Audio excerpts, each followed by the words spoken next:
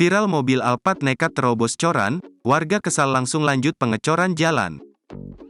Nggak tahu jalan dicor, masih diterabas oleh mobil Alphard nggak. Viral mobil hitam terobos jalan yang baru saja dicor di kawasan Macan Lindungan, Palembang. Mobil Alphard hitam dengan nomor polisi B1092PYD diduga milik pengacara ini nekat terobos coran basah. Menurut keterangan dari dalam video, pengendara mobil Alphard sudah diingatkan warga dan pekerja untuk tidak melewati jalan yang dicor dan disediakan jalan alternatif. Namun pengemudi Alphard tidak senang lalu nekat jalan terus. Sampai akhirnya mobil Alphard tersebut terjebak di tengah coran. Dalam video juga terlihat pengemudi mobil keluar dan mengaku seorang pengacara dan terjadi perdebatan dengan warga.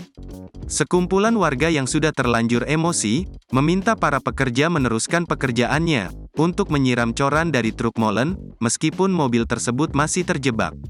Menurut informasi, polisi sudah memediasi pengendara untuk ganti rugi ke pihak kontraktor dan mobil Alphard sudah berhasil dievakuasi. Mantap. Big B1092. Nggak tahu jalan dicor, masih diterobos. Lokasi Macan Lindungan.